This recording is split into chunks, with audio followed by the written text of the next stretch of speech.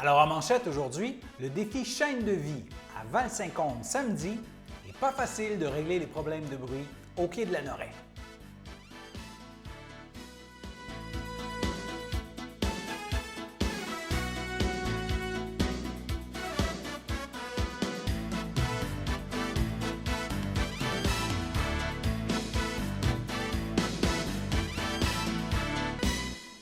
Alors bonjour mesdames, messieurs, mon nom est François Robert et bienvenue à votre bulletin d'information régionale du jeudi 15 octobre.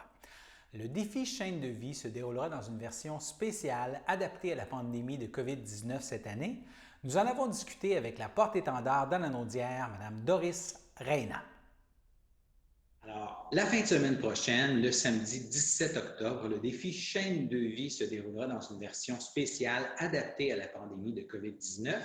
L'événement se tiendra également dans le cadre de la Journée mondiale du don d'organes et de la greffe. Dans la Naudière, c'est à Val-Saint-Côme que culminera le tout. Et cette année, dans le but de limiter les rassemblements, le comité organisateur a confié la tâche aux porte-étendards des 16 régions d'aller porter le drapeau chaîne de vie au sommet de leur montagne. Nous rejoignons par vidéoconférence Doris Reyna, la porte-étendard de la région de la Naudière. Bonjour, madame. Bonjour. Ça me fait plaisir d'être avec vous ce matin. Merci de nous accorder un peu de temps. Et tout d'abord, on peut peut-être expliquer que vous avez un lien particulier, bien spécial personnellement avec la greffe d'organes. Oui, il y a un petit peu plus qu'une dizaine d'années, j'enseignais la première version de cette merveilleuse unité pédagogique ici à l'École secondaire Paul Arsenault. Je présentais le sujet, le thème pour la première fois. Et j'ai vraiment été surprise par l'intérêt que les élèves ont accordé à l'unité tout au long des 3 ou 4 cours où j'ai enseigné cette unité-là. Et j'avais une élève en particulier elle voulait devenir infirmière. Elle était emballée par l'idée de pouvoir aider à travers sa carrière. Elle voulait sauver des vies, mais l'idée de pouvoir aider même lors de sa mort, c'était vraiment quelque chose qui est venu la toucher. Et donc, comme le programme a comme objectif, c'est que les élèves deviennent des ambassadeurs du message du don d'organes à la maison, auprès de leur famille. Et donc, c'est exactement ça qu'elle a fait. Lors de nombreux soupers, elle a amené le sujet, donc tout ce qu'elle apprenait dans son cours d'anglais. Et sa famille, qui était au tout début contre le don d'organes, a vu qu'elle était vraiment, Stéphanie, elle était très emballée par cette idée-là et que c'était important pour elle. Malheureusement, je crois que c'était 3 semaines et demie après la conversation qu'elle a eue avec ses parents. Donc, 3 jours après son bal de finissant, Stéphanie est décédée lors d'un accident d'automobile. Et donc, quand les médecins ont approché la famille, se sont souvenus tout de suite de la conversation qu'il y avait eue avec elle il y a 3 semaines auparavant. Et ils ont dit oui au don d'organes et ils ont sauvé 4 vies. Donc, il y a 4 personnes qui sont encore vivantes à cause de la décision de Stéphanie, puis le fait qu'elle a partagé ses opinions puis ses réflexions par rapport au don d'organes avec sa famille. Donc, c'est pour ça que je tiens à cœur cette unité, puis je pense que ça a sa place dans les écoles, puis ça amène les élèves vraiment à partager leur opinion. C'est une décision réfléchie qu'ils ont et ils partagent ça avec leur famille. C'est une histoire qui illustre bien l'importance de soutenir l'éducation au don d'organes en milieu scolaire. Exactement, exactement. L'unité, les élèves, premièrement, c'est très bien reçu parce qu'ils n'ont aucune connaissance antérieure par rapport au don d'organes. Donc, ils sont curieux, ils sont vraiment intéressés. Ils apprennent un petit peu le côté biologique en secondaire 3, mais pas l'aspect du don, la transplantation, qui peut recevoir, comment ça se fait et tout. Et donc, ça les amène à vraiment prendre une décision qui est vraiment réfléchi. Donc, on présente le côté physique, biologique et tout ça, mais on présente aussi le côté éthique. On présente des vraies histoires, donc le côté émotif du processus. Donc, on peut faire ça pendant 3 ou 4 semaines. Au début, ils ont une opinion, mais à la fin, souvent, mes élèves qui ont déjà signé leur carte, ils viennent me dire, vous savez, Madame Doris, j'avais déjà signé ma carte avant, Mais maintenant, je tiens absolument à ce que ma signature soit respectée. Et c'est pour ça que mes parents, je veux qu'ils comprennent. C'est eux qui vont prendre la décision du don si jamais quelque chose m'arrive. Donc maintenant, ma signature, elle est importante pour moi, mais je peux leur expliquer pourquoi que je veux qu'elle soit respectée. Et peut-être on peut expliquer là, en temps normal, rapidement, un peu comment ça fonctionne, le défi chaîne de vie. Et cette année, qu'est-ce qu'il y a de différent? Donc, en temps normal, on a à peu près 16 régions à travers le Québec où on monte avec tous les maillons importants de la chaîne. Donc, c'est qui la chaîne de vie? Ça représente les élèves qui reçoivent l'information, les parents qui sont mis au courant de leur opinion. Ça représente les enseignants, ça représente les infirmières en milieu de la santé, les médecins, les familles de donneurs. Donc, c'est vraiment une communauté de personnes qui viennent ensemble pour vraiment diminuer le nombre de personnes en attente. Et donc, dans chaque région du Québec, ça devient une levée de fonds pour Chaîne de vie, pour pouvoir faire cette unité dans les classes, puis donner les formations aux enseignants, puis fournir le matériel, développer le site web qui va informer la population.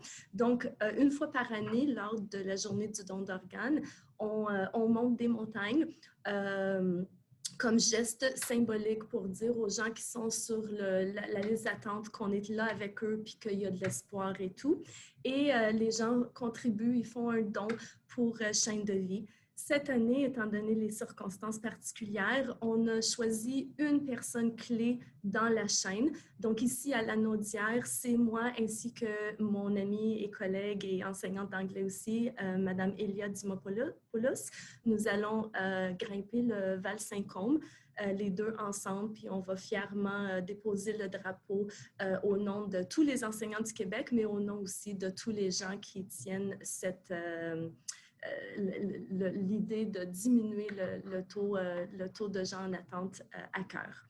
Donc, on va faire ça cette année. Donc, j'invite la population à aller au site de Défi Chaîne de vie puis de nous supporter financièrement cette année parce qu'ils ne peuvent pas nous joindre physiquement. Ils ne peuvent pas être là avec nous, mais ils peuvent quand même nous aider. Et dans la Naudière, est-ce qu'on a une idée le nombre à peu près de personnes qui sont en attente d'une greffe? Oui, un instant, je crois que de mémoire, je pense que c'est à peu près 80, je ne suis pas certaine, j'avais écrit ça quelque part. Je crois que c'est à peu près 80. Ici au Québec, on a 800 personnes. C'est un petit peu en bas de 100 personnes ici dans la région de la Naudière qui sont en attente, surtout pour des reins. C'est vraiment l'organe qui est le plus demandé. Et dans la Naudière, est-ce que le pourcentage de gens qui signent en faveur du don d'organes, ça se compare assez avantageusement aux autres régions du Québec ou c'est une des régions où les gens signent moins? Oui. Non, pas du tout. C'est comparable au reste du Québec. On a quand même malheureusement encore un tiers des familles qui refusent le don d'organes. Et c'est parce que le don d'organes a lieu souvent lors d'un accident ou lors d'une mort qui est quand même rapide. Et donc, les familles où il n'y a pas eu auparavant la discussion, ils sont dans un moment très émotif et donc ils ont peur de prendre la mauvaise décision. Donc, ce qu'on voit, c'est que les familles où ils ont déjà discuté avant, ils ont compris c'est quoi le souhait de leur famille. Si malheureusement ils sont à l'hôpital, puis un médecin ou une infirmière qui, lors de cette circonstance qui est très émotive, leur pose la question, ils sont prêts à dire oui parce qu'ils ont eu la discussion avant. Mais c'est ce chiffre-là qu'on aimerait diminuer en éduquant non seulement les jeunes, mais la population à travers nos jeunes de 16 et 17 ans, en éduquant la famille, en encourageant la discussion en famille. Bien, ce chiffre de 1/3 va sûrement diminuer, comme ça a déjà commencé à diminuer depuis quelques années. Vous savez, c'est l'Espagne qui est le pays, le numéro 1 au monde. Et ils ont travaillé beaucoup sur deux aspects, puis un des aspects, c'est vraiment l'éducation de la population. Et c'est ce qu'on souhaite, Chaîne de vie souhaite faire ici au Québec aussi. Et pour ceux, par exemple, qui n'ont pas de jeunes au secondaire, il est possible aussi de trouver plus d'informations, j'imagine, sur votre site? Exactement, c'est un de nos objectifs cette année, donc c'est de prendre les fonds qui vont être ramassés puis de travailler, on travaille sur un site web qui va être accessible à toute la population, incluant les parents, les membres, les citoyens qui sont curieux. Il va y avoir des capsules vidéo provenant d'infirmières, de médecins, de familles de donneurs.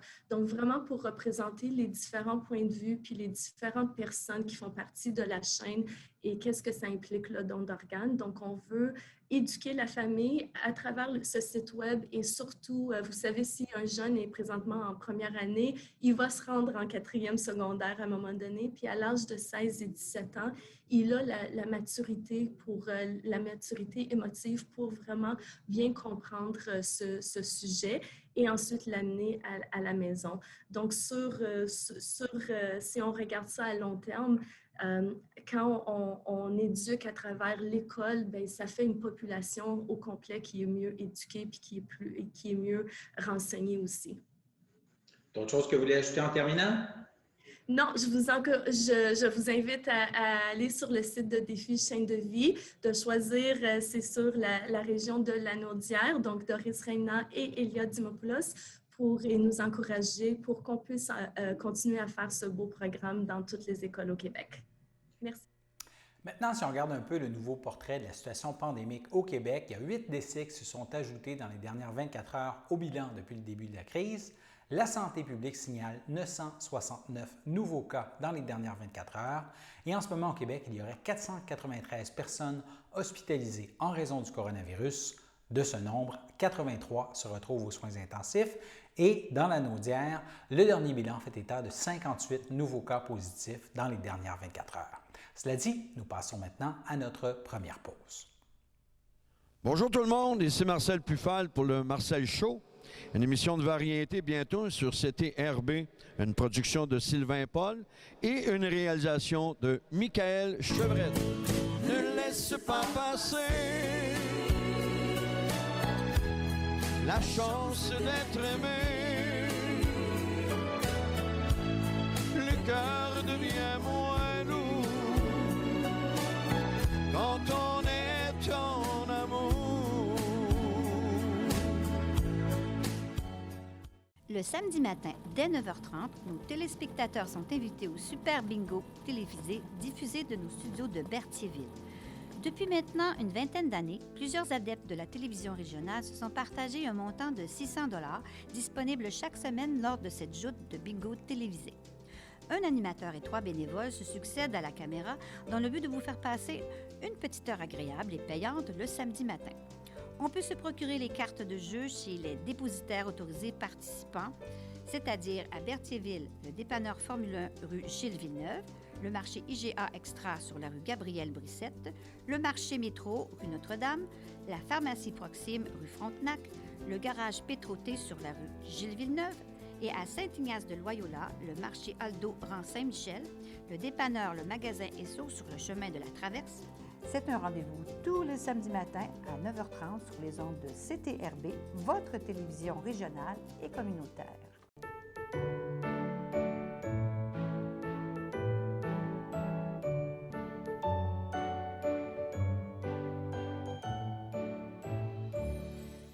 Alors, au chapitre des anniversaires pour ce jeudi 15 octobre, la FADOC de l'île du Pas souhaite bonne fête à Thérèse Hébert, Thérèse Thibault, Jean-Luc Barthes, Sylvain Hainaut, Suzy Bergeron et Sylvain Boucher. Alors que l'Association des personnes handicapées souhaite une très belle journée de fête à Simon Ferland. Alors, joyeux anniversaire à toutes ces personnes. Maintenant, là, tel qu'indiqué en manchette, le maire de Lanoraie fait valoir que ce n'est pas facile de régler les problèmes de bruit au quai de Lanoraie. Il y a plusieurs questions et interventions de citoyens lors de l'Assemblée du Conseil d'octobre qui portaient directement sur cette problématique qui, semble-t-il, dure depuis des années, mais régler le problème, c'est un défi important, estime le maire de Lanoraie, Gérard Jean. On écoute ses explications à ce sujet. De retour maintenant à la séance du Conseil de Lanoraie lundi soir. Il y a beaucoup de personnes qui ont parlé des problèmes de bruit au quai municipal, particulièrement après 23 heures. Ce n'est pas un dossier qui est simple à régler, ça. Non, effectivement, c'est comme les gens ont mentionné, il y a d'ailleurs quelqu'un dans les questions qui parlait, je pense, il y a 30 ou 40 ans que le problème existe. Puis, comme j'expliquais lors de la séance, on tente par tous les moyens de régler ce phénomène-là. Effectivement, il y a plusieurs solutions qui nous sont proposées. À date, il n'y a rien qui nous permettrait parce qu'on a plusieurs règles qui rentrent en conflit dans ça, autant avec le gouvernement fédéral que le gouvernement provincial. L'accès à l'eau, c'est toute une question d'accessibilité à l'eau.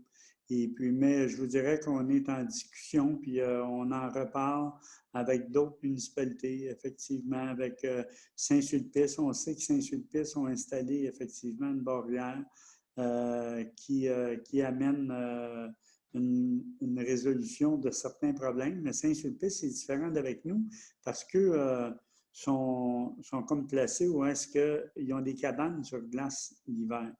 Tandis que nous, l'hiver, ben le quai, je veux dire, on ne peut pas avoir des cabanes sur glace parce que le fleuve, il ne gèle pas ici.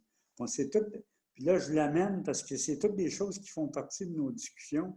Mais effectivement, on a regardé pour une barrière, puis on va continuer à regarder. Puis c'est sûr qu'on va... Moi, je vous dirais qu'on va tenter là, que le problème soit réglé pour le printemps. Mais c'est évident qu'on a encore des choses à regarder et tout ça.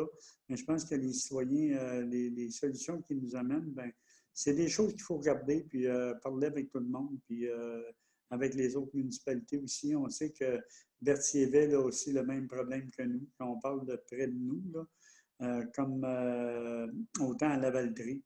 Mais effectivement, on va regarder, puis c'est vraiment notre intention de régler de façon définitive ce problème-là.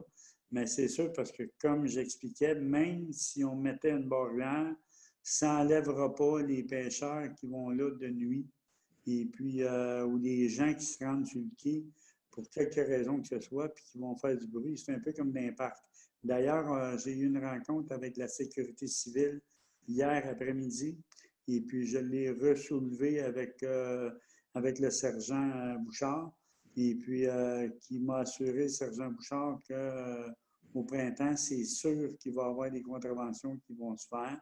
Bon, on va être obligé de mettre un peu de répression dans ça. C'est sûr que la Sûreté du Québec, c'est toujours délicat lorsqu'il arrive à une personne, puis d'aller de façon répressive. On sait, comme j'ai expliqué à la séance du Conseil, on n'est pas une société répressive. Hein? Fait qu'on essaie de trouver de régler le problème, mais on voit que ça ne se règle pas. On va aller de façon plus drastique. Alors, nous aurons d'autres échos du Conseil de Lanoraie pour vous au cours des prochains jours. Culture maintenant, la dentelière Véronique Loup, dont on vous a déjà parlé dans ce bulletin, poursuit son projet dans les MRC d'Autrey. Ma collègue Danielle Yvon a les détails. Pour leur faire connaître la dentelle au fuseau, donc qui est mon métier, je suis dentelière, mais surtout d'avoir des idées de leur propre vécu sur la pandémie, le confinement, le port du masque, etc. Et en fait, dans chaque municipalité, j'ai eu des idées complètement différentes et aussi une manière un peu de les réaliser. Les idées étaient différentes de comment j'allais les interpréter. Alors, ça donne 40 à 50 masques complètement différents l'un de l'autre. Alors ici, ça représente en fait les pertes de repères. C'est qu'à un certain moment donné, on est comme déboussolés pendant le confinement, puis on ne sait plus trop qu'est-ce qu'on va faire, où est-ce qu'on en est. On perd le fil de la vie habituelle. Et ça, c'était mon idée à moi. C'est sur l'idée du damier, du jeu de dames. Le premier ministre du Canada, c'était à 11h et le premier ministre du Québec, c'était à 13h. Tous les jours pendant le confinement. Politique fédérale maintenant, le député de Berthier-Masquinongé à la Chambre des communes, Yves Perron, a été réélu à titre de vice-président du comité permanent sur l'agriculture et l'agroalimentaire de la Chambre des communes. On se souviendra qu'il est d'ailleurs porte-parole du Bloc québécois en matière d'agriculture, d'agroalimentaire et de gestion de l'offre. Le député nous a aussi annoncé qu'il compte maintenant dans son équipe un nouveau membre, un nouvel adjoint parlementaire, M. Samuel Chartier-Trudel, dont on peut voir la photo à l'écran. Il va appuyer le député de Berthier-Masquinongé pour de la recherche dans ses dossiers courants, aussi les questions reliées à l'agriculture, bien sûr. Cela dit, nous passons maintenant à notre seconde pause. Je m'appelle André Jaudry, j'ai 57 ans et je suis préposée d'aide à la vie domestique depuis bientôt 8 ans. C'est très difficile de résumer en un seul mot ou une seule émotion tout ce que ça m'apporte parce que c'est riche de sens de toutes sortes de façons. Ce travail-là, pour moi, dans mon cas, ça m'a réconcilié avec le monde du travail parce que je ne pensais pas qu'on pouvait gagner notre vie en ayant ce sentiment-là, en étant si heureux d'aider, puis on se sent utile, puis on se sent attendu, puis on sent que, je sens que mon travail est important, pas juste pour ces personnes-là, mais pour la société aussi.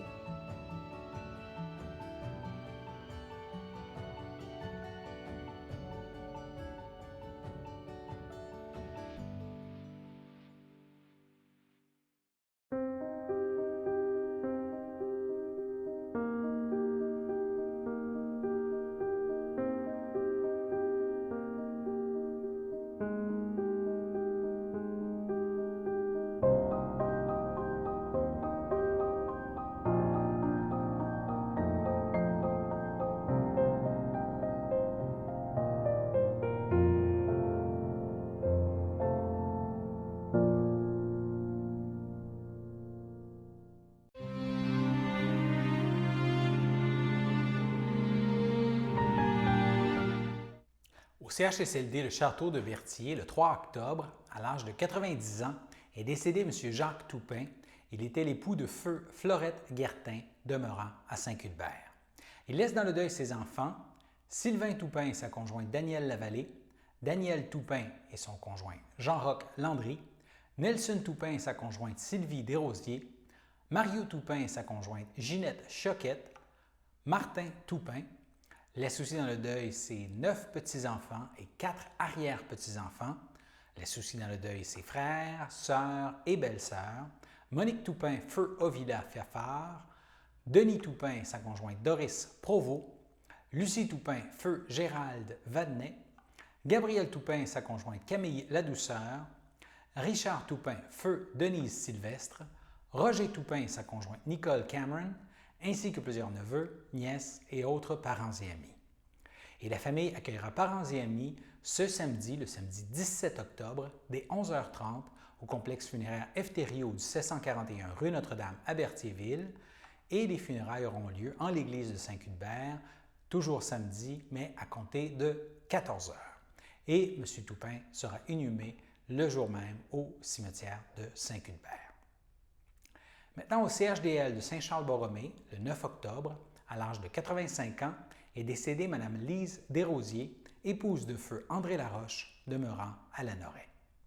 L'ayant précédé sa fille Josée, elle laisse dans le deuil ses filles Nicole Laroche, Colette Laroche et son conjoint Alain Brissette, Chantal Laroche et son conjoint Jacques Letourneau, laisse aussi dans le deuil ses petits-enfants Mathieu Laporte et sa conjointe Valérie Lavergne, Maude Laporte, Simon Brissette et sa conjointe Julie Vivier, Julie Brissette et son conjoint Patrice Laforêt, Jackie Letourneau et son conjoint Jonathan Boutillette, Adam Letourneau et sa conjointe Myriam Morin, de même que ses arrière-petits-enfants Maëlie, Alexis, Amy, Gabriel, Marie-Lou, Nathan et Ève. Laisse aussi dans le deuil ses belles-sœurs et son beau-frère, Hélène Laroche, feu Camille Thériault, Denise Laroche, feu Jules Benoît, Claire Laroche et son conjoint Pierre Brûlé, Lise Sylvestre, feu Roger Laroche, ainsi que plusieurs neveux, nièces et autres parents et amis. Et la famille accueillera parents et amis le dimanche 18 octobre, ce dimanche, dès 13h30, au complexe funéraire F. Thériault du 741 rue Notre-Dame à Berthierville et suivra une liturgie à la chapelle du complexe à compter de 15 heures. Et Mme Desrosiers-Laroche sera inhumée au cimetière de la Noret à une date ultérieure. Au CHDL de Saint-Charles-Borromée, le 8 octobre, à l'aube de ses 65 ans, est décédée Mme Thérèse Lavallée, fille de feu Paul-Émile Lavallée et de feu Françoise Dauphin, demeurant à Berthierville. Lui a précédé sa sœur Henriette. Elle laisse dans le deuil ses frères, Michel Lavallée, Yves Lavallée et sa conjointe Nathalie Demers, Luc Lavallée et sa conjointe Céline Turbin, ainsi que ses oncles, tantes, neveux, nièces et autres parents et amis. Et Mme Lavallée ne sera pas exposée. Il y a une cérémonie qui aura lieu en privé à une date ultérieure. Au CHSLD Alphonse Rondeau de Lanoret est décédée Mme Irène Lelièvre, née à Sainte-Thérèse de Gaspé le 4 septembre 1930. Elle était la fille de Joseph S. Lelièvre et de Alma Lelièvre. Lui a précédé ses frères et sœurs Aldoria, Antonio, Roger, Aldège, Gilbert et Yolande Lelièvre.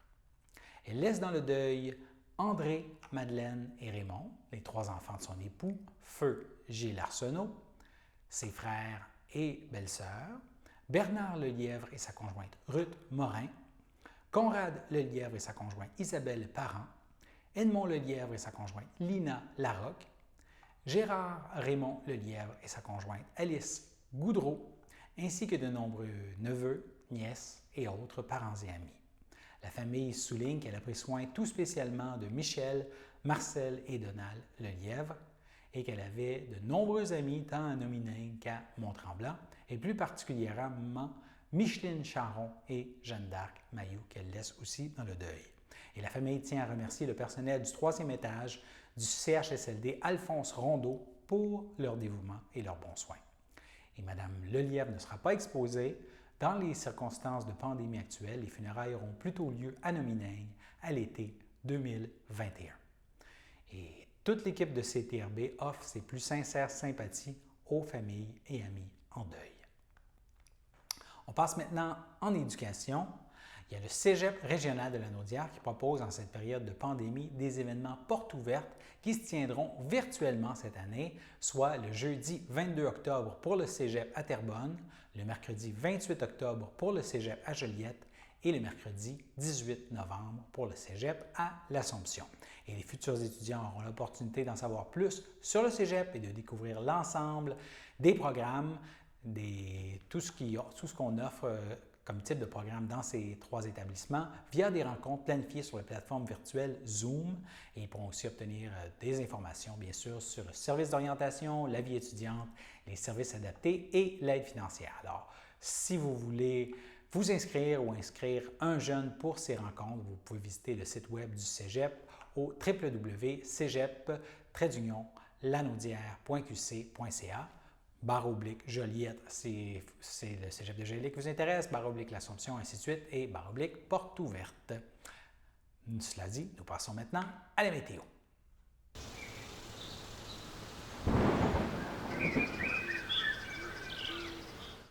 Alors, jeudi soir, faible pluie avec 14 degrés. Dans la nuit de jeudi à vendredi, la faible pluie se poursuit avec un mercure de 10. Vendredi matin, de nouveau de la faible pluie et un mercure qui fait du surplace à 10 degrés. Vendredi après-midi, nuageux avec 40 de probabilité d'averse et 12 degrés. Vendredi soir, la probabilité d'averse grimpe à 60 et le mercure chute un peu à 9 degrés. Alors voilà, c'était vos informations sur les ondes de CTRB. Revenez-nous demain pour un dernier bulletin d'information régionale de la semaine et un gros merci de continuer de vous informer avec nous.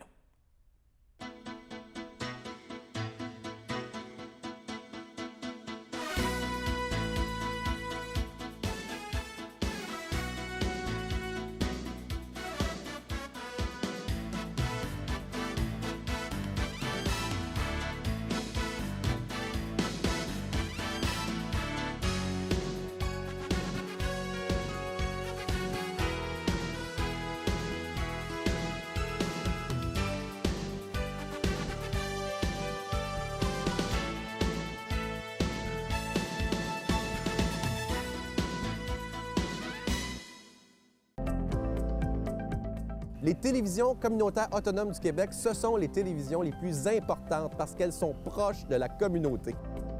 On veut encourager des gens qui parlent de ce qui nous intéresse, mais aussi qui participent au développement local. Mais c'est fini le temps là, où on allait lire une affaire qui a été écrite avant hier au bout du monde. Non! Tu veux savoir ce qui se passe chez vous? Bien, ma télé préférée, c'est la télé autonome communautaire. C'est ici que ça se passe.